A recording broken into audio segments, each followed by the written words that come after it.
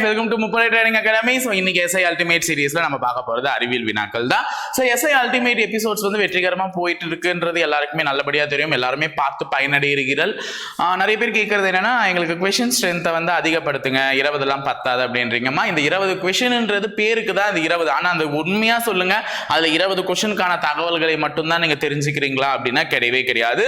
20க்கும் மேற்பட்ட கேள்விகளுக்கான தகவல்கள் தான் நீங்க தெரிஞ்சுக்கிறீங்க. ஒரு क्वेश्चनல ரைட் ஆன்சருக்கு எந்த அளவுக்கு முக்கியத்துவம் கொடுத்து நாங்க நடத்துறோமோ, அதே மாதிரி ராங் ஆப்ஷன்ஸ்க்கு என்ன மாதிரியான கேள்விகள் ஃப்ரேம் பண்ணலாம், அந்த ஆப்ஷன்ஸ் எதற்கு பதிலா வருதுன்றத முதற்கொண்டு நாங்க நடத்துறோம். சோ அதை படிக்கும் போது உங்களுக்கு ஒரு டீச் பண்றோம். இது நாட் மத்த எல்லா இடத்துலயும் சொல்ற மாதிரி அகாடமிஸ்ல பண்ற மாதிரி இது நாட் ஒரு क्वेश्चனை படிச்சுட்டு அப்படியே வந்து ரீட் அவுட் பண்ணிட்டு போறது இல்ல.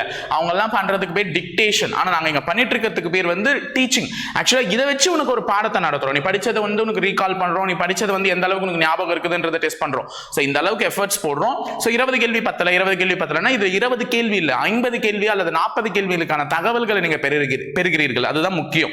நெக்ஸ்ட் இன்னும் ஒரு சில பேர் என்ன பண்ணாங்கன்னா, ஃபர்ஸ்ட் நம்ம இனிஷியலா எபிசோட் 1 ஸ்டார்ட் பண்ணும்போது சார் சயின்ஸ்ல வந்து 6th தான் எடுத்துருக்கீங்க, இஸ் பேசிக் क्वेश्चन மா உனக்கு அது பேசிக்கா இருக்கலாம். ஆனா உன்னை விடவும் இன்னும் கூட படிக்காம இருக்காங்க, அவங்களுக்கு அது வந்து முக்கியமான क्वेश्चना கூட இருக்கலாம். சோ நீ டக்கு டக்குன்னு ஆன்சர் பண்ணிட்டேன்றதுக்காக எல்லாம் கிடையாது. இப்போ இதுல எடுத்துக்கிறது ஓரளவுக்கு 11th 12th கவர் பண்ணிலாம் எடுத்திருக்கேன். சோ இது உனக்கு பார்க்கும்போது சில நேரத்துல ஈஸியா தான் இருக்கும், நான் கஷ்டமா இருக்கும்னு நான் சொல்ல வரல.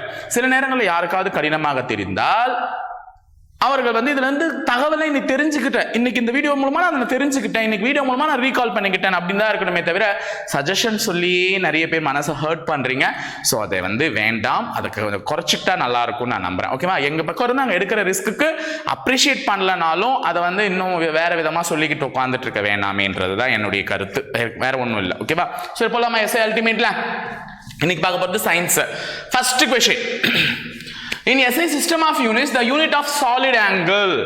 SI அலகு முறையில் திண்ம கோணத்தின் அலகு என்னவென்று நம்மளே கேட்டிருக்காங்க. திண்ம கோணம் சாலிட் ஆங்கிள் உடைய அலகு என்ன? சோ எல்லாருக்குமே தெரியும், ஈஸியான ஒரு ஆன்சர் தான் ஸ்ட்ரேடியன். ஓகேவா? ஸ்ட்ரேடியன்னு சொல்லிட்டு அப்ப பாக்கி இருக்கக்கூடிய இவர்களை பற்றி எல்லாம் தெரிஞ்சுக்கணும். ஓகேவா? அதுதான் நமக்கு முக்கியம். அப்ப SI அலகு முறையில் திண்ம கோணத்தின் அலகு steradian, the unit of solid angle. ஏன்னா நமக்கு question paper match the following மாதிரி வைக்கும் போது SI யூனிட் கூட நமக்கு மேட்ச் தி ஃபாலோயிங் மாதிரி கனெக்ட் பண்ணலாம். சோ எல்லாருக்குமே லென்த்னா என்னன்னு தெரியும், மாஸுக்கு SI யூனிட்னா என்னன்னு தெரியும், டைமுக்குனா என்னன்னு தெரியும். இதெல்லாம் ஈஸி, நீ சொல்லிடுவே. வெப்பநிலை என்ன எல்லாமே கரெக்டா சொல்லிடுவே, ஏன்னா அதெல்லாம் 6th இருந்தே பேசிக்ல இருக்கு. சாலிட் ஆங்கிள் அந்த மாதிரி இருக்கும் பொழுது அதுக்கெல்லாம் வந்து ஒரு சில பேர் எல்லாருக்குமே தெரிஞ்சதா இருக்கும். சோ சொல்லிடுறேன், ஸ்ட்ரேடியன்ன்றது ஆன்சர். அப்ப ரேடியன் என்பது எதனுடைய பதில் அப்படின்னு பாத்தீங்கன்னா, ரேடியன் என்பது ஆங்கிள், கோணத்தினுடைய அலகு. ரேடியன் என்பது கோணத்தினுடைய SI அலகு. ஓகேவா? அப்ப செல்சியஸ் அப்படின்னா பெரும்பாலும் வந்து வெப்பநிலைகளுடைய SI அலகுனாலே என்னதான் SI அலகு, SI யூனிட் ஆஃப் டெம்பரேச்சர். டெம்பரேச்சர்னா என்னமா? வெப்பநிலை. ஓகேவா? சோ நிறைய பேர் இதுவும் கேட்டிருந்தீங்க, சார் தமிழ்ல சொல்லுங்கன்ட்டுமா. நான் தமிழ்ல தான் நடத்திக்கிட்டு இருக்கேன். SI யூனிட் ஆஃப் டெம்பரேச்சர்னு சொன்னா கூட நான் வெப்பநிலையின் SI அலகுன்னு தானே சொல்றேன். அப்ப எழுதி போட்டாதான் உனக்கு புரியுமான்னு எனக்கு தெரியல. நான் வந்து சொல்லிடுறேன், இருந்தாலுமே கீழே வந்து வெப்பநிலையை மட்டும் மென்ஷன் பண்றேன். ஏன் நான் இங்கிலீஷ் எடுத்துக்கிறேன்னா, நம்ம இங்கிலீஷ் மீடியம் படிச்சோம் அப்படின்றதுனால ஃபர்ஸ்ட் எடுத்தோடனே வேகமா எழுதுறது. தமிழ்நாட்டில் தான் இருக்கேன் நான், தமிழ் அதுக்குன்னு தெரியாதுன்னு சொல்ல, தமிழ் எனக்கு நல்லாவே தெரியும். ஸோ எழுதி போடும்போது ஒரு வேகம் வர்றது எனக்கு தமிழை விட இங்கிலீஷ்க்கு அதிகமாக வந்துடுது. அதனால தான் அதை எழுதிடுறேன். ஓகேவா? அதையும் வந்து சொல்லி கடமைப்பட்டுக்கிறேன், சொல்லிடுறேன். ஓகேவா? அப்போ SI யூனிட் ஆஃப் டெம்பரேச்சர் வந்து கெல்வின். ஆனா நம்ம பெரும்பாலான வேர்ல்ட்ல பெரும்பாலான இடங்கள்ல எதை பயன்படுத்துறாங்கன்னா, செல்சியஸ் இல்லைன்னா ஃபாரன்ஹீட் இதை தான் யூஸ் பண்றாங்க. ஓகேவா? செல்சியஸ் இல்லைன்னா ஃபாரன்ஹீட் தான் யூஸ் பண்றாங்க. அதுக்காக அதை எடுத்துட்டு போய் SI அலகினுடைய வெப்பநிலையினுடைய SI அலகுனா செல்சியஸ் மார்க் பண்ணிடாத. SI யூனிட் ஆஃப் டெம்பரேச்சர்னா என்னதான்? கெல்வின் தான். செல்சியஸ் வந்து ஜெனரலா சில இடத்துல யூஸ் பண்றது, அவ்வளவுதான். சோ இப்போ இன்னொரு விஷயம், இந்த Celsius to kelvin conversion, Celsius to Fahrenheit conversion இருக்கும்.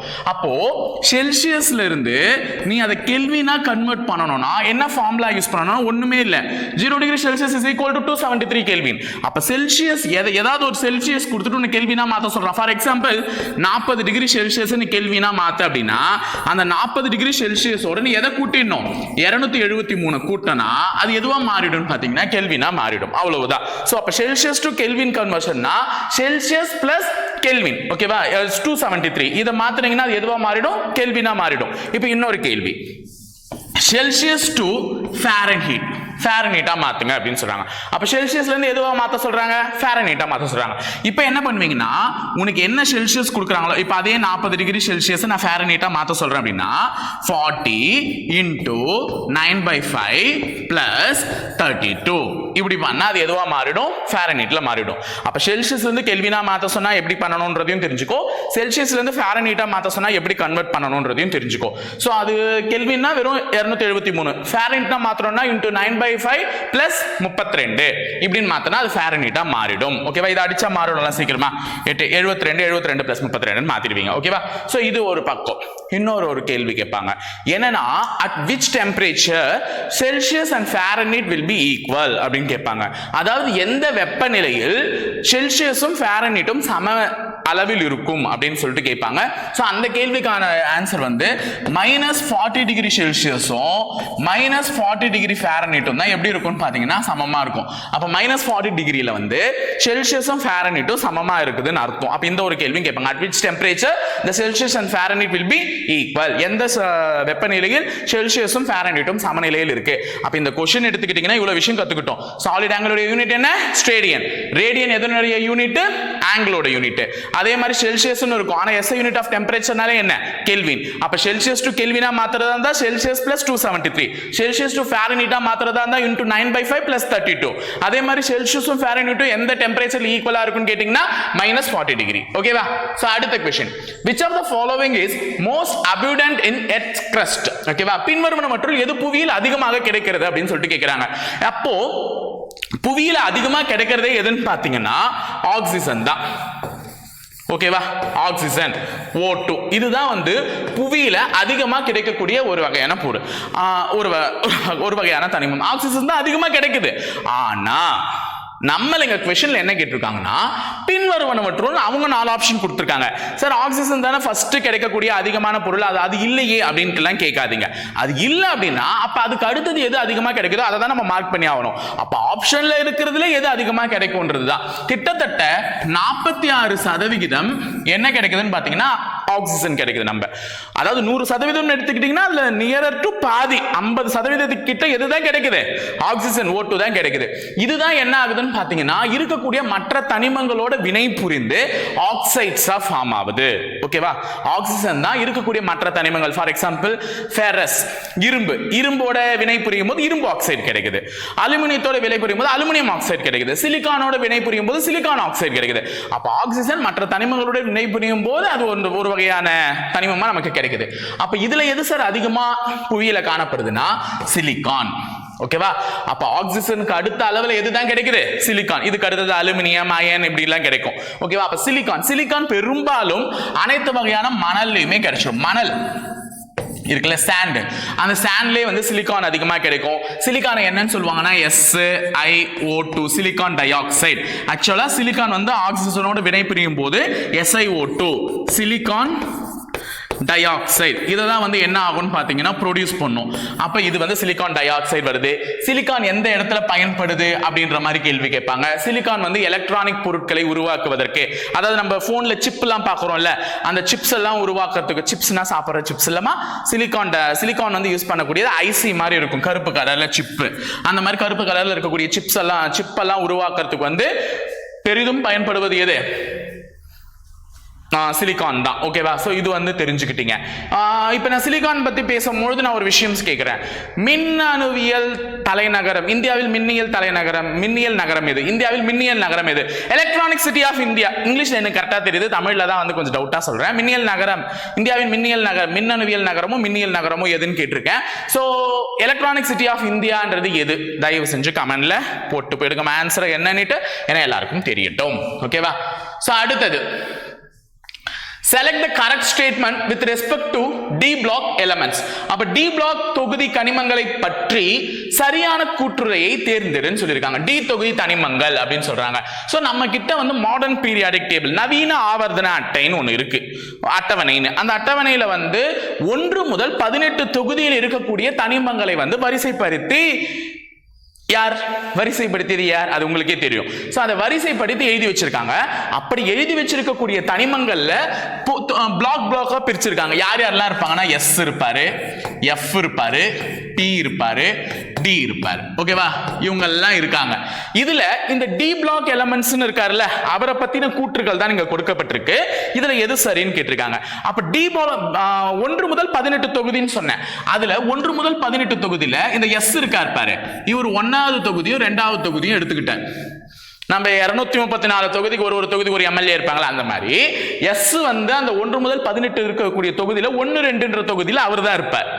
அப்போ 3ல இருந்து 12 வரை இருக்கக்கூடிய தொகுதி யாருக்குன்னு பாத்தீங்கன்னா டிக்கு. 3, 4, 5, 6, 7, 8, 9, 10, 11, 12 மொத்தம் 10 தொகுதி எடுத்துக்கிட்டவர் டி. இந்த 13ல இருந்து 18 தொகுதி வரை யாரு எடுத்துக்கிட்டாங்கன்னா பி.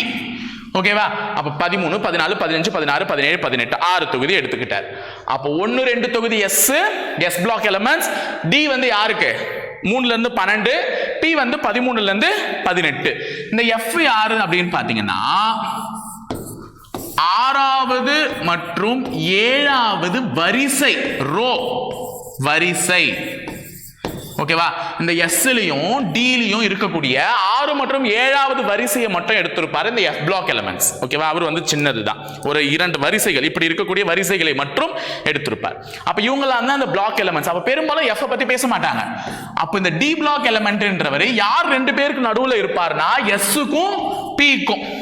ஏன்னா இவர் 1ல இருந்து 2, இவர் 3ல இருந்து 12, இவர் 13ல இருந்து 18. அப்ப இவர்கள் இருவருக்கும் நடுவில் இருப்பவர் தான் டி பிளாக் எலிமெண்ட்ஸ்.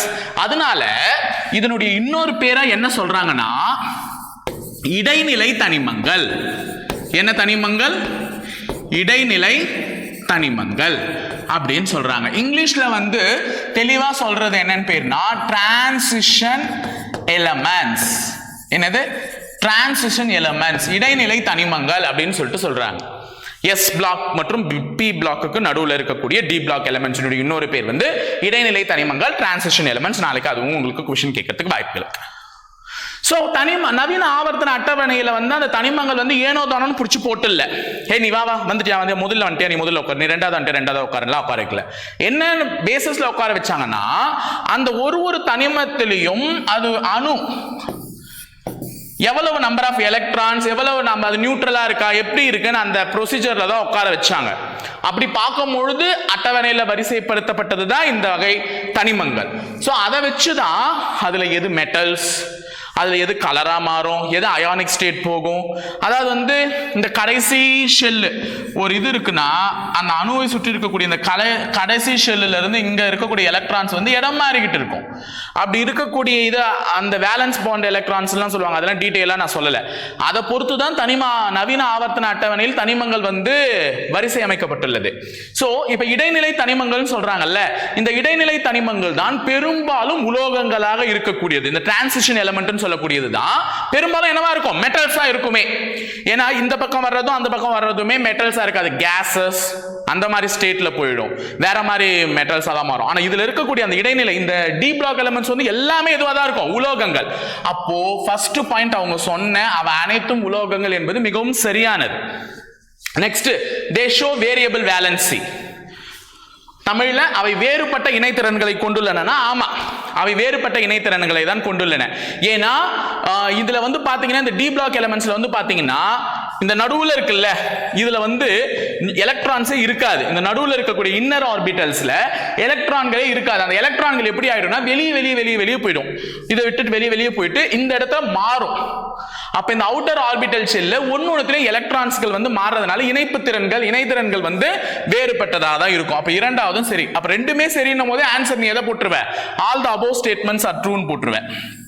அப்ப டி பிளாக் எலிமெண்ட்ஸ்ல இருக்கக்கூடிய அனைத்துமே உலோகங்கள்.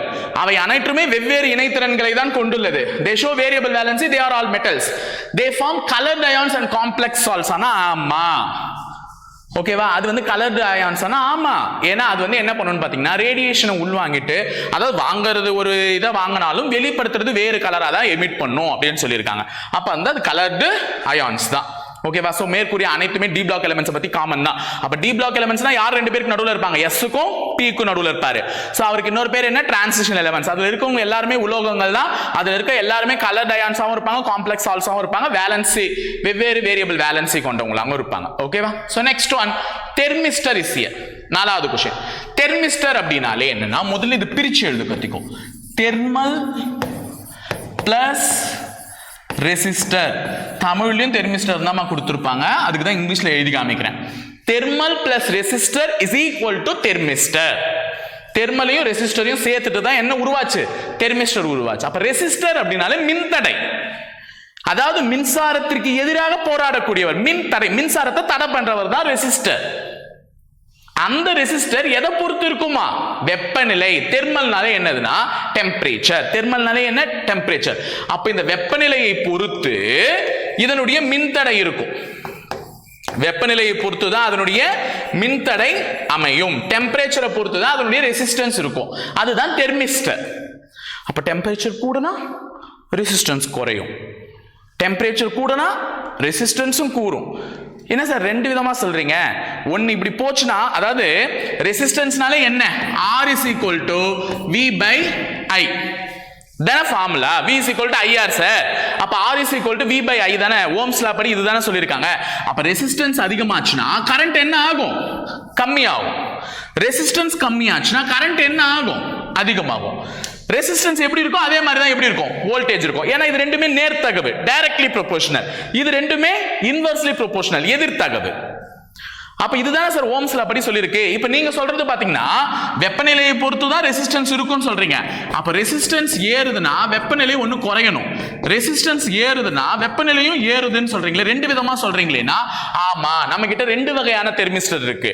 ஒன்னு PTC, இன்னொன்னு NTC. அதுதான் இங்க ஆப்ஷன்ல வச்சிருக்காங்க, PTC NTC. PTC னா என்னன்னா positive temperature coefficient, PTC. NTC னா என்ன? Negative temperature coefficient.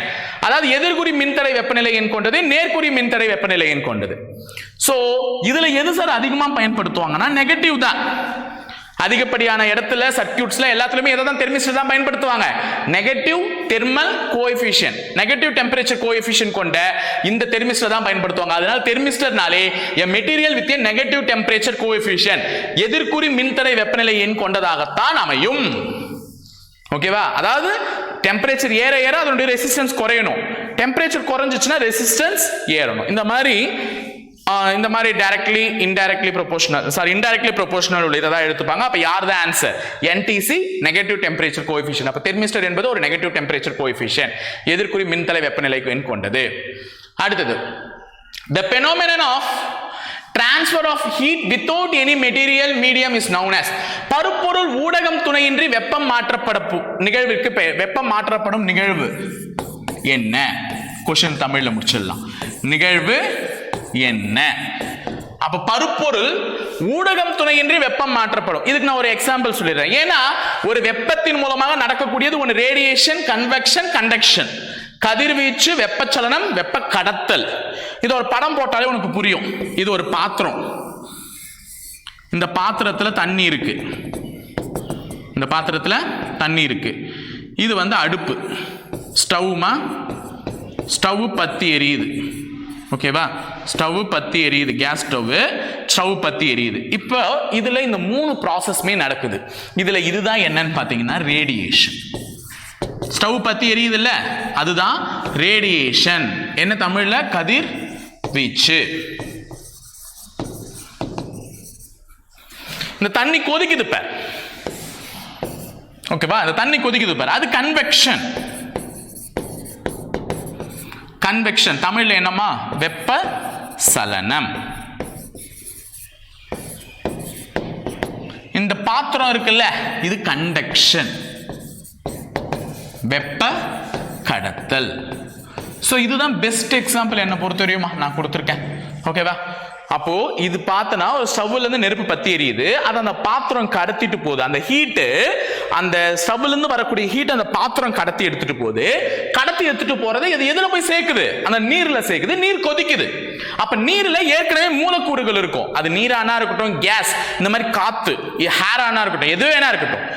நம்ம வெப்பச்சலனம் காரணமாக மழை வந்தது அப்படின்னு சொல்லுவாங்க. வெப்பச்சலனம் காரணமாக மழை வந்தது, டியூ டு கன்வெக்ஷன் அப்படின்னு சொல்லிட்டு சொல்லுவாங்க. அது என்ன அப்படின்னு காரணம்னா நீரிலேயோ காற்றிலேயோ இருக்கக்கூடிய மாலிகூல்ஸ், அதாவது வேறுபடும், வெப்பத்தின் மூலமாக அது வேறுபடும். அப்படி வேறுபடும் பொழுதுதான் நடக்கக்கூடியதுக்கு பேர் வந்து வெப்பச்சலனம், கன்வெக்ஷன். அப்ப இந்த நீரில் இந்த ஹீட்னால இந்த நீர்ல இருக்கக்கூடிய மாலிகூல்ஸ் வந்து இடம்பெயரும் மாறும். அப்போ இந்த கன்வெக்ஷன் எப்பவுமே எதுல நடக்கும்னா திரவம் லிக்விட் இல்லனா கேஸ் ஏர் இந்த மாதிரி காற்று போன்ற இடத்துல தான் நடக்கும். அப்ப அந்த நடக்கிறது வந்து வெப்பச்சலனம் கன்வெக்ஷன். கண்டக்ஷன் இந்த பாத்திரம் இருக்குல்ல அது வந்து வெப்பத்தை கடத்தக்கூடிய ஒரு மீடியம். அப்போ மீடியம் ஒரு மெட்டீரியல் வழியா தான் அது நடக்குது. அப்ப வெப்ப கடத்தல் என்பது ஒரு மெட்டீரியல் தேவைப்படுது. ஆனா ஸ்டவ் ரேடியேஷன் இதுக்கு மெட்டீரியல்லாம் இல்ல. ஸ்டவ்ல இருந்து வரலாம், சூரியன் வருது பாரு அதுவும் ஒரு கதிர்வீச்சு தான். அதாவது ஒளியை உமிழக்கூடிய அனைத்துமே கதிர்வீச்சு தான், ரேடியேஷன். அப்ப சூரியன் இப்ப எதிர்க்க ஒரு ஃபோக்கஸ் லைட் இருக்கு, கண்ணேனு கூசுது. அப்ப அது ஒரு லைட் வந்து எந்த விதமான மீடியமும் இல்லாம என்ன பண்ணுது, வெப்பத்தை வந்து கொடுக்குது. அது கேண்டில் எரியிற மெழுகுவத்திய சொல்லலாம். அப்ப இதுக்கு ஆன்சர் என்னன்னா எந்த விதமான இதுவுமே இல்லைன்னா ஆன்சர் வந்து கதிர்வீச்சு, மெட்டீரியல் எந்த விதமான மெட்டீரியலும் இல்லைன்னா. புரிஞ்சுச்சா? அப்ப இந்த மூன்று வெப்பத்தின் மூலமாக நடக்கக்கூடிய இந்த மூன்று நிகழ்வுகளை ஒரே படத்துல விவரிச்சிருக்கேன். ரேடியேஷன் என்ன, கன்வெக்ஷன் என்ன, கண்டக்ஷன் என்ன. ஓகேவா?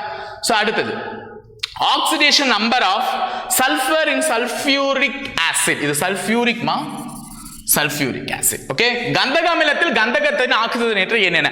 முதல் ஆக்சிடேஷனா என்ன, ஆக்சிடேஷனா என்ன அது தெரிஞ்சுக்கோங்க. அதுவே நமக்கு கேள்வியா இருக்கலாம்ல. what do you mean by oxidation? ஆக்சிஜனேற்றம் என்றால் என்ன? losing or gaining of electrons. எலக்ட்ரான்களின் ஏற்பு, எலக்ட்ரான்களின் ஏற்பு அல்லது இழப்பு. இதுதான் வந்து என்னன்னு பாத்தீங்கன்னா ஆக்சிடேஷன். ஓகேவா?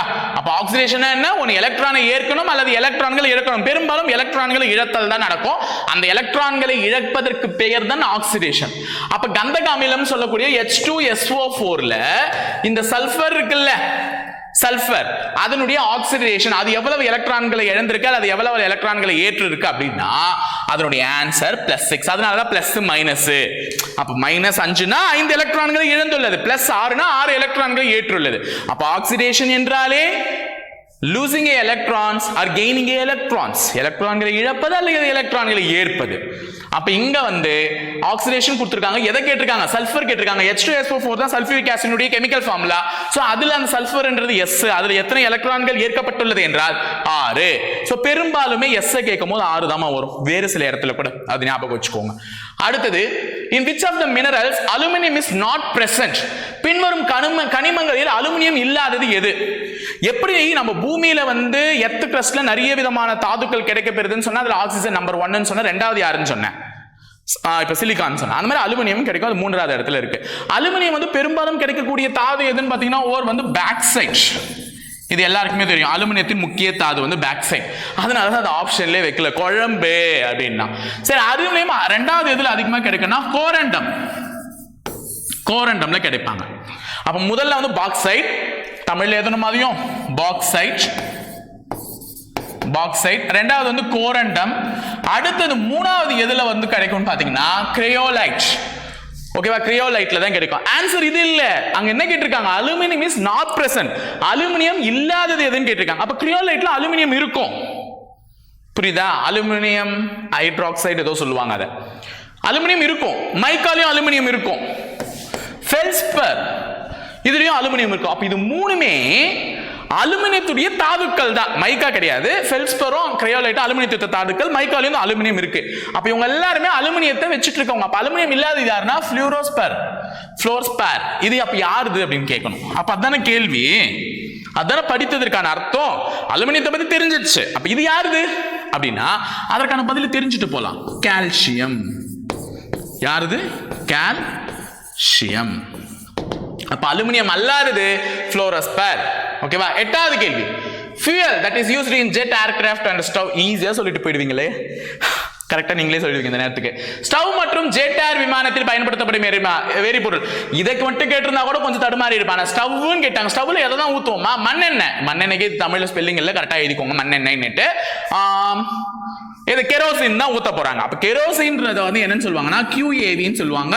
நம்ம ஸ்டவ்ல ஊத்தும் போது கெரோசின் ஊத்தும், மண்ணெண்ணெய் ஊத்துன்னு சொல்லிடுவோம். ஆனா வந்து ஜெட் விமானத்துல எல்லாம் போயிட்டு மண்ணெண்ணெய் ஊத்தலாம் அப்படின்னு சொல்லுவாங்க. அங்க வந்து கொஞ்சம் டீசெண்டா QAVன்னு சொல்லுவாங்க. அது எப்படின்னா என்னன்னா ஏவியேஷன் கெரோசின், ஏவியேஷன் கெரோசின் அர்த்தம். அவ்வளவுதான். அந்த இடத்துல பயன்படுத்துற ஒரு டெக்னிக்கல் வேர்ட் QAV. ஓகேவா? சோ ஈஸியான क्वेश्चन, அது சொல்லிடுவீங்க. the ore of mercury. என்னங்க சார் ஓர் ஆஃப்? இப்ப அலுமினியம் சொன்னீங்க, பேக் சைட் ஈஸியா எனக்கே தெரியும். இரும்பினுடைய ஓல்டுன்னு கேட்டா மேக்னடைட் ஹேமடைட்னு சொல்லிட்டு போயிடுவேன். ஓர் ஆஃப் அயன், ஹேமடைட், மேக்னடைட். ஆனா இங்க என்ன கேட்டிருக்கீங்க, ஓர் ஆஃப் மெர்க்குரி. என்ன சார் இதெல்லாம் புது புது வேர்ட்ஸ் இருக்குன்னா? ஆமா 11th 12th போகும்போது நம்ம கொஞ்சம் புது புது வேர்ட்ஸ் கத்துக்கணும்ல. சோ ஓர் ஆஃப் மெர்க்குரி, பாதரசத்தின் தாது என்னன்னா சினபர், சினபார். ஓகேவா? எது பாதரசத்தின் தாது. இதை என்னன்னு சொல்லுவாங்கன்னா HgS ன்னு சொல்லுவாங்க. Hgனாலே என்னமா? பாதரசம். ஆமா தானே? நம்மளாம் நிறைய தெரிஞ்சுக்காம இருக்கோம். இப்போ வந்து ஒரு நார்மல் மனுஷனுடைய பிளட் பிரஷர் எதுல, ரத்த அழுத்தத்தை எதுல மெஷர் பண்ணுவாங்க? ஸ்பிக்மோ மேனோமீட்டர்ல மெஷர் பண்ணுவாங்க. கரெக்டா? அந்த டிவைஸ்ல தான் ஒரு நார்மல் மனுஷனுடைய ரத்த அழுத்தத்தை மெஷர் பண்ணுவாங்க. அது ஒரு நார்மல் மனுஷனுக்கு எவ்வளவு இருக்கணும்? 80ல இருந்து 120 Hg/mm இருக்கணும்னு சொல்லுவாங்க. கரெக்டா? அதுல அங்க ஏன் Hg யூஸ் பண்றீங்கன்னா, நம்மள அந்த ஸ்பிக்மோமேனோமீட்டர்ல மெஷர் பண்ணும்போது அங்க ஏறி இறங்குது. அது என்னது? பாதரசம். அதனாலதான் அங்க Hg/mm சொல்றோம். அது வந்து நிறைய பேருக்கு தெரிஞ்சிருக்கும், தெரியாதவர்கள் கற்றுக்கொள்ளுங்க. ஓகேவா? சோ அப்ப சினபர்ன்றது வந்து பூமியில கிடைக்கக்கூடிய ஒரு பொருள். அதை நல்லா நசுக்கி புழிஞ்சு எடுத்தாங்கன்னா மெர்க்குரி உடனே வந்துடாது, கேஸ் தான் வரும். ஓகேவா? நல்லா ரஸ் பண்ணி எடுக்கும்போது அதுல என்ன வரும்? கேஸ் வரும். அந்த கேஸை வந்து ஒரு கண்டெய்னர்ல என்ன பண்ணுவாங்க? கலெக்ட் பண்ணிப்பாங்க. கலெக்ட் பண்ணி அதுக்கப்புறமா சில ப்ராசஸ் மூலமா அதுல இருந்து என்ன கிடைக்கும்னு பாத்தீங்கன்னா பியூர் மெர்க்குரி நமக்கு கிடைக்கும்னு சொல்லியிருக்காங்க. அப்ப சினபர் என்பதுதான் எதனுடைய ஓர்? மெர்க்குரியுடைய ஓர். HgS முடிஞ்சிருச்சு, அதுக்கு ஒரு கெமிக்கல் நேம். நெக்ஸ்ட் இவங்க எல்லாம் இருக்காங்க. இவங்க எல்லாம் சொல்லிடலாமா? இதுல எனக்கு நல்லா தெரிஞ்சது வந்து சால்கோசைட். சால்கோசைட் யார் அப்படின்னு பாத்தீங்கன்னா காப்பர், தாமிரம், செம்பு அப்படின்னு சொல்லுவீங்கல்ல, அதுதான் வந்து சால்கோசைட். அப்ப இவங்க கார்னிரைட் அப்படின்னா இது பச்சை கலர்ல இருக்கும். இதோட கலரே வந்து கிரீன் கலர், பச்சை கலர். அப்ப இவங்க யாரு அப்படின்னு பாத்தீங்கன்னா நிக்கல். நிக்கல். ஓகேவா? அப்ப நிக்கலுடைய ஓர் வந்து கார்னிரைட். இவங்க ஸ்பெரிலைட். ஸ்பெரிலைட் இவங்க யாருன்னு பாத்தீங்கன்னா பிளாட்டினம். ஓகேவா? என்னது? பிளாட்டினம். ஓகே, முடிஞ்சதா? அப்ப 4 பேரும் தெரிஞ்சதா? சினபர் என்பது பாதரசத்துக்கு, ஸ்பெரிலைட் வந்து பிளாட்டினத்துக்கு, சால்கோசைட் காப்பர், கார்னிரைட் நிக்கல். அடுத்த क्वेश्चन, 10வது क्वेश्चन. இந்த reactor the moderator is nuclear reactor, nuclear reactor இது. சோ இத பத்தி தெரிஞ்சுக்கிறதுக்கு முன்னாடி நம்ம ரெண்டு விஷயத்தை பத்தி தெரிஞ்சுக்க போறோம். ஒன்னு நியூக்ளியர் ஃபிஷன். நியூக்ளியர் ஃபிஷன்னா என்ன? நியூக்ளியர் ஃபியூஷன்னா என்ன? தமிழ்ல அணுக்கரு பிளவு. ஓகேவா? அணுக்கரு பிளவு இது வந்து நியூக்ளியர் ஃபிஷன். அணுக்கரு இணைவு. ஓகேவா? இது வந்து நியூக்ளியர் ஃபியூஷன். அப்போ ஒரு அணு உடைஞ்சு ரெண்டா போகும், அந்த ரெண்டு அணு உடைஞ்சு இன்னும் ரெண்டா போகும். ஓகேவா? சோ இந்த மாதிரி அணுக்கரு பிளவுபடுகிறது. ஃபிஷன்னா பிளவுபட்டு போயிட்டே இருக்கு. இதே ரெண்டு அணு சேர்ந்து இணைந்து ஒரு அணுவை கொடுக்கிறதுக்கு பேர் வந்து நியூக்ளியர் ஃபியூஷன். அணுக்கரு இணைவு. அப்ப இணைவு நான் சேர்க்கிறது, பிளவுனா பிளக்கிறது. அப்போ இந்த நியூக்ளியர் ரியாக்டர்ல இதுக்கு பேரு அணுக்கரு உலைன்னு தமிழ்ல தெளிவா கொடுத்திருக்காங்க. இங்கிலீஷ்ல வந்து நியூக்ளியர் ரியாக்டர். ஓகேவா? எல்லாம் உலையில்னு எழுதி இருக்கணும் தமிழ்ல. எது தனிப்பானாக பயன்படுகிறது அப்படின்னு சொல்லிட்டு கேட்கிறாங்க. அப்ப அணுக்கரு பிளவு இந்த நியூக்ளியர் ரியாக்டர்ல வந்து எது பயன்படுதுன்னா நியூக்ளியர் ஃபிஷன் தான் பயன்படுது. அப்ப இத கூட கேட்பாங்க, இந்த நியூக்ளியர் ரியாக்டர் என்ன பயன்படுத்துறாங்க? Nuclear ஃபிஷனா nuclear ஃபியூஷனா? ஸ்டேட்மென்ட்ல நாளைக்கு நம்மள கேள்வி கேட்கலாம். நியூக்ளியர் ஃபிஷன் அணுக்கரு பிளவு. அணுக்கள் பிளந்தால் தான் நாங்க செயின் ரியாக்ஷன் மூலமா உருவாகும், ஹீட்ன்றது உருவாகி இது பண்ணும். சோ இதுல யார் யாரெல்லாம் பயன்படுத்துவாங்கன்னா யுரேனியம் பயன்படுத்துவாங்க. அந்த இதுக்காக மாடரேட். இங்க கேட்டிருக்க கேள்விக்கு இது பதில் இல்லை. இங்க மாடரேட்டர் கேட்டிருக்காங்க. தனிப்பான் ரொம்ப கோபமா வந்தா அவனை தனிப்பா கொஞ்சம் குறைப்பா அப்படின்னு வாங்க பாரு. அந்த மாதிரி அணுக்கரு பிளவுல அணுக்கள் வந்து வேக வேகமா வெடிச்சு ரொம்ப வரும். அப்ப அதை கண்ட்ரோல் பண்ணணும். அதுக்கு கேட்டிருக்காங்க மாடரேட்டரா எது பயன்படும்னா ஹெவி வாட்டர். நான் இங்க எழுதி போட்டுறேன். கரின நீர் தான் ஆன்சர் இந்த கேள்விக்கு. மாடரேட்டர் தனிப்பானாக பயன்படுவது கரின நீர். ஆனா இந்த இடத்துல அந்த பொருள் சொல்றாங்களா யுரேனியம், புளூட்டோனியம் இது ரெண்டும் தான் வந்து நியூக்ளியர் ரியாக்டர்ஸ்ல அதிகமா பயன்படுத்துவாங்க. புளூட்டோனியமும் யுரேனியமும் தான் அதிகமா பயன்படுத்துவாங்க. அப்ப அதுல மாடரேட்டரா பயன்படுத்துறது ஹெவி வாட்டர், கடின நீர்னு சொல்லி இங்க கொடுத்திருக்காங்க. கடின நீரை தவிரவும் இன்னும் சில பேரும் பயன்படுத்துறாங்க. டியூட்ரியம், கிராஃபைட், பெரிலியம் அந்த மாதிரி. ஓகேவா? சோ இதெல்லாம் கூட எழுதி வச்சுக்கோங்க. டியூட்ரியம் படிச்சிருப்பீங்க நீங்களா. Deuterium, beryllite, very light graphite. ஓகேவா, இவர்கள் எல்லாம் கூட தனிப்பான்களாக பயன்படுத்துவார்கள் மாடரேட்டர். ஆனா பெரும்பாலும் மாடரேட்டரா பயன்படுத்துறது கடின ஹெவி வாட்டர் தான் பயன்படுத்துவாங்க. அதோட ஆப்போசிட்ல இதெல்லாம் தெரிஞ்சுக்கோங்க. ஏன்னா அணு அப்படி ஓடிட்டு இருக்கும் அந்த நியூக்ளியர் ஃபியூஷன்ல. அப்போ ஓவரா தண்ணி போனா மட்டும் தான் அது கண்ட்ரோல்கே வரும் ஹெவி வாட்டர். ஓகே, அப்ப நியூக்ளியர் ஃபியூஷன் இதுக்கு ஒரு எக்ஸாம்பிள் கூட கேட்பாங்க. ஒரு எக்ஸாம்பிள் கொடுத்துட்டு இது எதற்கான உதாரணம்னு கேட்பாங்க. நியூக்ளியர் ஃபியூஷனுக்கான உதாரணம் வந்து பாத்தீங்கன்னா அட்டாமிக் பாம் எதற்கான ஆட்டம் பாம் சொல்றோம்ல, அது எதற்கான உதாரணம் பாத்தீங்கன்னா நியூக்ளியர் ஃபியூஷனுக்கு. நியூக்ளியர் ஃபியூஷனுக்கு வந்து நம்ம சூரியனையே வந்து ஒரு எக்ஸாம்பிளா சொல்லலாம். சன்ல நடக்கிறது என்னன்னா நியூக்ளியர் ஃபியூஷன். ஹைட்ரஜன் பாம்னு சொல்றோம்ல, அந்த ஹைட்ரஜன் பாம் கூட என்ன நடக்குதுன்னா நியூக்ளியர் ஃபியூஷன் தான். அப்ப நியூக்ளியர் ஃபியூஷனுக்கு எக்ஸாம்பிள் ஹைட்ரஜன் பாம்னு சொல்லலாம், சூரியன், ரெண்டுத்துல எது வேணா சொல்லலாம். புரியுதா? சரி, அடுத்தது ஹெவி வாட்டரோட வேலையே என்ன? தனிப்பான்னு சொல்லிட்டு to slow down the process, அதாவது ப்ராசஸ் வந்து கம்மி பண்றதுக்கு தான். ஓகேவா, ஸோ இது வந்து தெரிஞ்சுக்கிட்டீங்க. 10 கொஸ்டின் தான் முடிச்சிருக்கோமே, ரொம்ப ஸ்லோவா போறணும், தெரிஞ்சுக்கலாம், பரவாயில்ல நினைக்கிறேன். சரி, வேகமா போயிடலாம், இதுக்கப்புறம் ஒன்றும் இல்லை. Okay, which of the following gas was the remand for the Bhopal tragedy? பின்வருவனவற்றுள் போபால் துயர நிகழ்வுக்கு காரணமான வாயு எது? responsible for Bhopal tragedy, which gas is responsible அப்படின்னா மெத்தில் ஐசோசயனைட் அப்படின்னு சொல்லக்கூடிய MIC. ஓகேவா, அதோட விரிவாக்கம் தெரிஞ்சுக்கோங்க. மெத்தில் ஐசோசயனைட் அப்படின்ற கூடிய இதுதான். என்ன ஆச்சு அன்னைக்கு ஒரு இரவு, உலகத்தாலேயே மிக மிக மிக மிக கொடூரமான ஒரு நிகழ்வு உலகத்துல நடந்தது அப்படின்னு சொல்லிட்டு வரையறுக்கப்பட்ட இந்த ஒரு போபால் நிகழ்வு வந்து என்ன ஆச்சுன்னு பாத்தீங்கன்னா அதிகாலை 2 அல்லது 3 மணிக்கு வந்து என்ன ஆச்சுன்னு பாத்தீங்கன்னா 45 டன்ஸ், கிட்டத்தட்ட ஒரு டன்னுனால எவ்வளோன்னு தெரியும், 1000 கிலோ, 45 டன்னு. ஏன்னா அந்த மெத்தில் ஐசோசயனைட் வந்து வெளியாச்சு, அந்த பிளான்ட்ல இருந்து வெளியாகி அந்த கிராமம் சுற்றி இருக்கக்கூடிய கிராம பகுதிகளுக்கு பரவி எல்லாருக்குமே மூச்சு திணறல் ஏற்பட்டு அதிகப்படியான பேர் அங்கேயே மரணம் அடைந்தார்கள். கிட்டத்தட்ட 5 லட்சத்திற்கும் மேற்பட்டவர்கள் பாதிக்கப்பட்டார்கள். 5 லட்சத்துக்கும் மேற்பட்டவர்கள் பாதிக்கப்பட்டதோடு மட்டுமல்லாமல் அன்று ஒரு இரவே 3000 பேர் கொத்தாக மடிந்தார்கள். இதுதான் உண்மை. அப்போ எவ்வளோ பெரிய ஒரு துயரமான சம்பவம், கிட்டத்தட்ட 3000 நான் சொல்லிட்டு இருக்கேன். ஓகேவா, அப்போ போபால் எங்கே இருக்குன்னா மத்திய பிரதேசில் இருக்கு. அந்த மத்திய பிரதேசத்தில் உள்ள போபாலில் இரவு நடந்த ஒரு துயரமான சம்பவம் தான் இது. அதற்கு காரணமான வாயு மெத்தில் ஐசோசயனைட். ஸோ இது எந்த ஆண்டு நடைபெற்றது?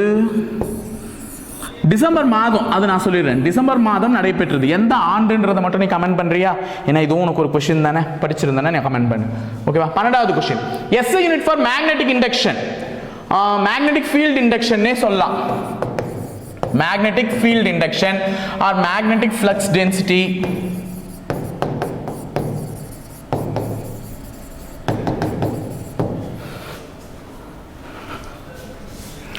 magnetic field induction or magnetic flux density. காந்த தூண்டலுக்கான SI அலகு என்னன்னு கேக்குறாங்க. சோ இதோட எக்ஸாக்ட் ஆன்சர் வந்து பாத்தீங்கன்னா டெஸ்லான்னு சொல்லுவாங்க. டெஸ்லாவை என்னன்னு சொல்லலாம்னா வெபர் பை மீட்டர் ஸ்கொயர், இல்லனா Na-1 M-1 சொல்லலாம்.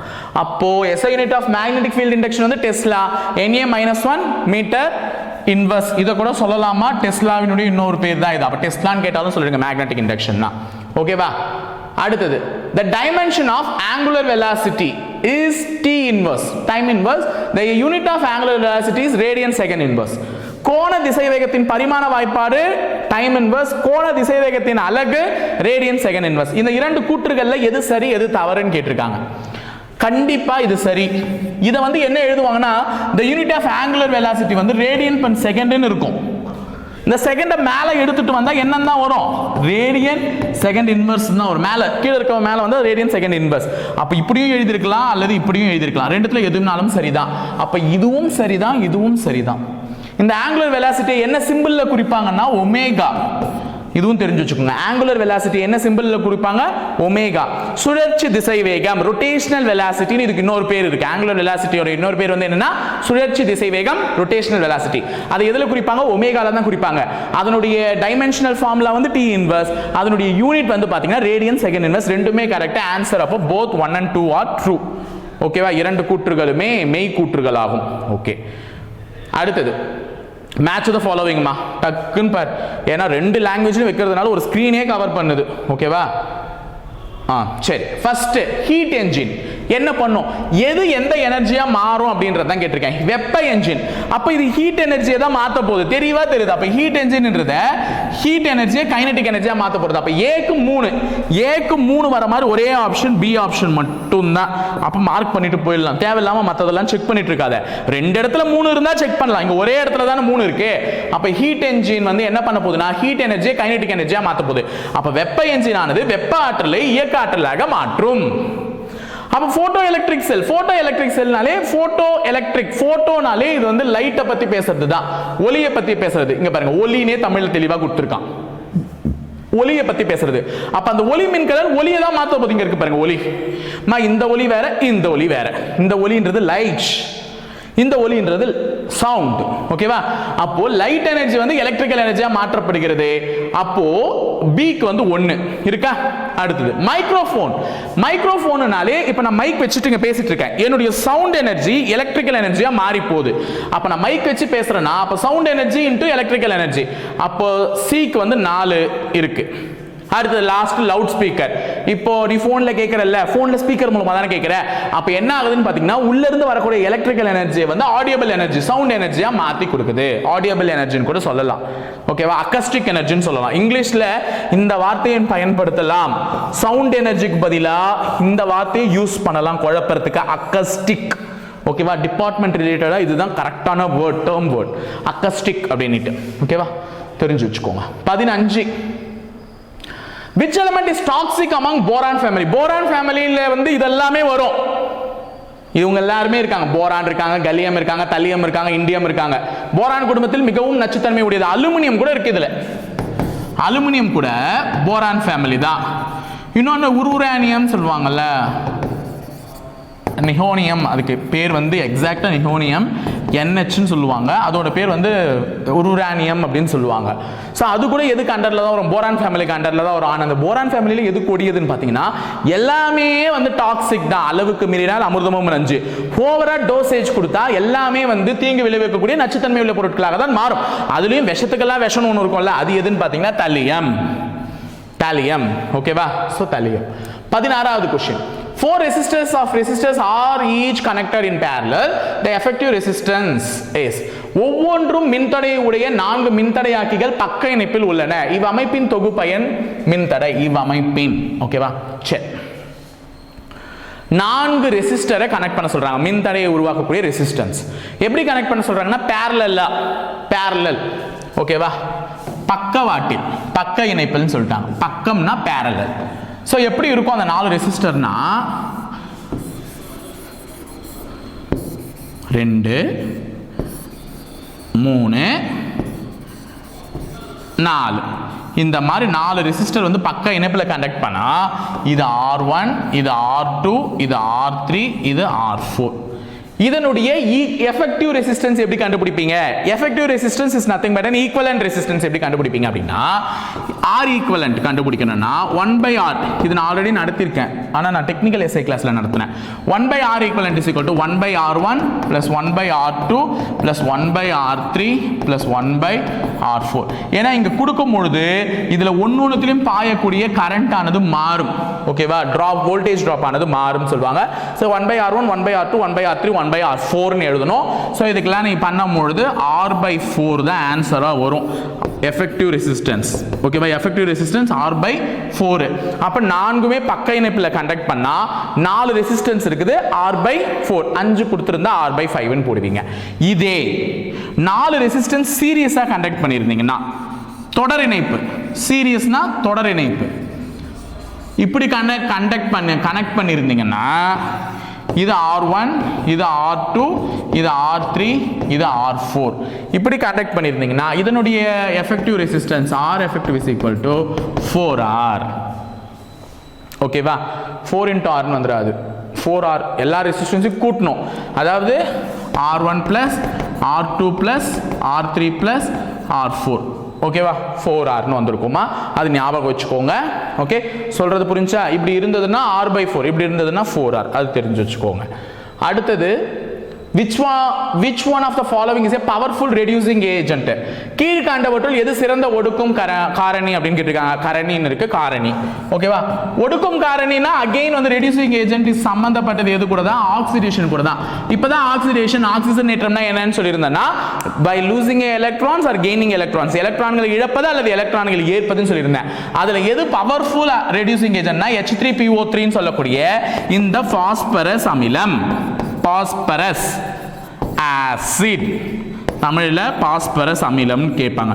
நான் இப்போ வந்து இங்கே வந்து கெமிக்கல் ஃபார்முலா கொடுத்துட்டு இருக்காங்க. நாளை பின்ன உனக்கு இந்த பேரா கேட்டாங்கன்னா எழுதிக்கோங்க. பாஸ்பரஸ் அமிலம், பாஸ்பரஸ் ஆசிட், பாஸ்போனிக் அமிலம், பாஸ்பரஸ் அமிலம். இல்லை இதுக்கு இன்னொரு பேர் இருக்கு, ஆர் பாஸ்போனிக் அமிலம்னு இருக்கு. பாஸ்போனிக் ஆசிட் அப்படின்னு சொல்லுவாங்க. ஸோ பாஸ்போனிக் ஆசிட்னாலும் ஒன்று தான், பாஸ்பரஸ் அமிலம்னாலும் ஒன்று தான். அப்போ இந்த பக்கத்தில் இருக்குல்ல PO4, நீங்க PO3 இருக்கிறதுனால பாஸ்போரிஸ், இது பாஸ்போரிக், இது போனிக் இல்ல, இது பாஸ்போரிக். ரிக்கு வரும், இங்க நிக்கு வரும், அவ்வளவுதான். சோ பாஸ்போரிக் அமிலம், இது பாஸ்போனிக் அமிலம், பாஸ்பரஸ் ஆசிட்னு சொல்லுவாங்க. அப்ப இதுதான் பவர்ஃபுல் ரெடியூசிங் ஏஜென்ட், சிறந்த ஒடுக்கும் காரணி ஆகும். ஓகேவா? அடுத்த கேள்வி, if a lift is going up with acceleration, the apparent weight of the body is, அதாவது மின் உயர்த்தி மேல் நோக்கி முடக்கப்படும் போது, இயக்கப்படும் வச்சுக்கோங்க, இயக்கப்படும் போது மனிதனின் தோற்ற எடை என்னவாக இருக்கும்னா more than the true weight, அவனுடைய உண்மையான எடையை விட அதிகம். ஸோ இந்த விஷயம் வந்து லிஃப்ட்டை வச்சு ரெண்டு விஷயம் கேட்கலாமா? ஒன்று லிஃப்ட் வந்து மேலே போகுதுன்னு கேட்கலாம், இல்லை லிஃப்ட் கீழே இறங்குதுன்னு கேட்கலாம், இல்லைன்னா லிஃப்ட் வந்து வேகமாக இறங்குதா. அந்த தனுஷ் ஒரு படத்தில் நடிச்சிருப்பாரு, தனுஷ், எனக்கு வந்து அந்த படம் பேர் சரியாக ஞாபகம் இல்லை, 3 ஜென்மமாக அந்த கதைலாம் வரும்ல, அந்த படம் பேர் சரியாக ஞாபகம் இல்லை. அதில் வந்து அந்த ஹீரோயினும் அவரும் வந்து லிஃப்ட்டில் இருந்து அப்படி வேகமாக இறங்கி வருவாங்க. அது கூட அந்த கண்டிஷன் கூட இதில் இருக்குது. ஓகேவா? அப்போ லிஃப்ட் மேல் நோக்கி மேலே போகுதுன்னா அவனுடைய உண்மையான எடையை விட அதிகமாக இருக்கும் எடை. அப்படிதான் ஃபீல் ஆகும், அதிகமாக இருக்கும்ல, ஃபீல் ஆகும். நீ வந்து நார்மலாக நான் லிஃப்ட் எல்லாம் விட்டுருங்க, இப்படி 2 கை வச்சுட்டு இப்படி நீங்கள் உட்காந்துட்டு இருக்கீங்க தரையிலனா, இப்படி ஊனி இப்படி எழுந்து பாருங்களேன், உன்னாலேயே ஒரு ஃபோர்ஸை உணர முடியும், அதாவது அதிகமாக எடையை உணர முடியும். அந்த ஃபீல் தான் உனக்கு கிடைக்கும். ஓகேவா? அப்போ லிஃப்ட் மேலே போகும்போது இதே பிரின்சிபல் தான் இயங்குதே. ஸோ சூடோ ஃபோர்ஸ்னு ஒரு ஃபோர்ஸ் இருக்கும். ஸோ லிஃப்ட் மேலே போகும்போது அந்த சூடோ ஃபோர்ஸ் கீழே போகும். ஆக்சுவலாக ஆப்போசிட்டில் தான் வேலை செய்யும். அப்போ லிஃப்ட் மேலே போச்சுன்னா சூடோ ஃபோர்ஸ் கீழே போகும். அப்போ மனிதனுடைய எடை அதிகமான மாதிரி ஒரு ஃபீல் கிடைக்கும். இதே லிஃப்ட் மேலேருந்து கீழே இறங்கி வருதுன்னா ஒரு சில பேருக்கு அப்படியே ஜிவ்வுன்னு இருக்கும். எனக்குலாம் ஃபீல் ஆகும், லிஃப்ட் எப்பவுமே கீழே இறங்கும் போது ஒரு மாதிரியாக இருக்கும். அப்போ லிஃப்ட் மேலேருந்து கீழே இறங்கி வருதுன்னா என்ன ஆகும்னு பார்த்தீங்கன்னா மனிதனுடைய எடை வந்து குறைவதாக ஃபீல் பண்ணுவான். அப்போ லிஃப்ட் மேல் நோக்கி போகுதுன்னா உண்மையான எடையை விட அதிகமாக ஃபீல் பண்ணுவான். லிஃப்ட் கீழ் நோக்கி வருதுன்னா உண்மையான எடையை விட குறைவா ஃபீல் பண்ணுவான். ஓகேவா? சோ இது 2 விதம். இன்னொன்னு லிஃப்ட் ஃப்ரீயா வருது, ஃப்ரீ ஃபாலிங் அப்படின்னு சொல்லுவாங்க இங்கிலீஷ்ல. சோ லிஃப்ட் எந்த விதமான அந்த கம்பி அறந்து அப்படி தபதபன்னு விழுதுன்னா அப்ப எடை எப்படி இருக்கும்னு பாத்தீங்கன்னா 0. மனிதனுடைய எடையை வந்து அவன் எப்படி உணர்வான்? 0. ஏன்னா லிஃப்ட்டும் அதே வேகத்தில் வருது, நீ லிஃப்ட்டுக்குள்ள சொல்ல சேர்ந்து நீ அதே வேகத்தில் வர. அப்போ 2 வந்து மோதிச்சுன்னா கண்டிப்பா என்ன ஆகும்னு பார்த்தீங்கன்னா அது அடிக்கிற ஃபோர்ஸ்ல உன் தலை மேலே போய் முட்டி இறக்கிறதுக்கு வாய்ப்பு இருக்கு. அதனால தான் இந்த படத்திலே கூட வந்து பார்த்தீங்கன்னா கீழே வரும்போது கரெக்டாக ஜம்ப் பண்ணணும்னு சொல்லுவாங்க. அந்த மாதிரி இருக்கும். ஏன்னா அப்போ மனிதன் உணரக்கூடிய இது வந்து என்ன ஆயிடும்? 0ல உழவுவான். ஓகேவா? ஸோ இது ஒரு கொஸ்டின். அடுத்தது, sound waves do not show the phenomenon of, ஒலி அலைகளால் காண்பிக்க இயலாதவை என்ன அப்படின்னு பாத்தீங்கன்னா தலைவிளைவு, போலரைசேஷன். ஏன்னா நம்ம கிட்ட 2 வகையான வேவ்ஸ் இருக்கு. ஒன்னு சவுண்ட் வேவ்ஸ், ஒலி அலைகள், ஒலி அலைகள். இன்னொன்னு வந்து பாத்தீங்கன்னா ஒலி அலைகள். சோ இங்கிலீஷ்ல என்னன்றது தெரியும்ல, லைட், சவுண்ட், 2 வேவ்ஸ் இருக்கு. சோ அதே மாதிரி நம்ம கிட்ட 2 வேவ்ஸ் பத்தி பேசுறோம். ஒன்னு லாங்கிட்யூடினல் வேவ்ஸ், இன்னொரு டிரான்ஸ்வர்ஸ் வேவ்ஸ். அப்ப லைட் வேவ்ஸ் எதுல சேருதுன்னு பாத்தீங்கன்னா டிரான்ஸ்வர்ஸ் வேவ்ஸ். லைட் வேவ்ஸ் எதுல சேருது? Transverse wave. இது வந்து எதுல சேருதுன்னு பாத்தீங்கன்னா லாங்கிட்யூடினல் வேவ்ஸ். ஓகேவா? தமிழ்ல சொல்ல போனா குறுக்கலைகள், நெட்டலைகள். இது நெட்டலை, இது குறுக்கலை. ஓகேவா? எப்பவுமே குறுக்கலையில மட்டும்தான் இந்த தலைவிளைவு போலரைசேஷன்ன்றது நடக்கும். அப்ப லைட் வேவ்ஸ்ல தான் போலரைசேஷன் நடக்கும். சவுண்ட் வேவ்ஸ்ல polarisation cannot take place because transverse wavesல தான் போலரைசேஷன் நடக்கும். longitudinal wavesல போலரைசேஷன் நடக்காது. குறுக்கலைகளில் மட்டும் தான் தலைவிளைவானது ஏற்படும், நெட்டலைகளில் தலைவிளைவானது ஏற்படாதுன்றது தெரிஞ்சு வச்சுக்கோ. அப்ப ஒலி அலைகள்ல எது நடக்காது அப்படின்னு பாத்தீங்கன்னா இந்த போலரைசேஷன். அப்ப ரிஃப்ராக்ஷன், விலகல் நடக்குமானா? ஆமா, நாம் பேசக்கூடியது விலக ஆரம்பிக்கும், விலகல் நடக்கும். அதே மாதிரி இன்டர்ஃபரன்ஸ் நடக்குமானா? இப்ப நான் இங்க வச்சுட்டு ஒரு இது வச்சு பேசுறேன்னா இங்க இன்டர்ஃபரன்ஸ், தடை நடக்கும், குறுக்கிடுதல், விளிம்பு வளைவும் நடக்கும், எல்லாமே நடக்கும். ஓகேவா? சோ அடுத்து last and final question, the unit of magnetic flux, magnetic flux density ன்னு கேட்டிருந்தாங்க, வெபர் பை மீட்டர் ஸ்கொயர் ன்னு சொல்லிருந்தேன், டெஸ்லான்னு சொல்லிருந்தேன். சோ magnetic flux ன்னு மட்டும் தான் கேட்டிருக்காங்க. So answer is weber. Weber. So match the ஃபாலோவிங்ல கேட்டாங்கன்னா எல்லாத்தையும் அடிச்சுக்கோங்க. ஸ்டேடியன்ல ஆரம்பிச்சது மேக்னெட்டிக் ஃப்ளக்ஸினுடைய யூனிட்டோட முடியுது. கைஸ் இன்னைக்கு கொஸ்டின்ஸ் கொஞ்சம் இன்ட்ரெஸ்டாக இருந்ததா? மேக் இட் இன்ட்ரெஸ்ட், நல்லபடியாக இன்ட்ரெஸ்டாக போச்சு நம்புறேன். ஓகேங்களா? ஸோ இணைந்திருங்கள் காவலர்களே, தொடர்ந்து பயணிப்போம் முப்படை பயிற்சி மையத்துடன். நன்றி, வணக்கம்.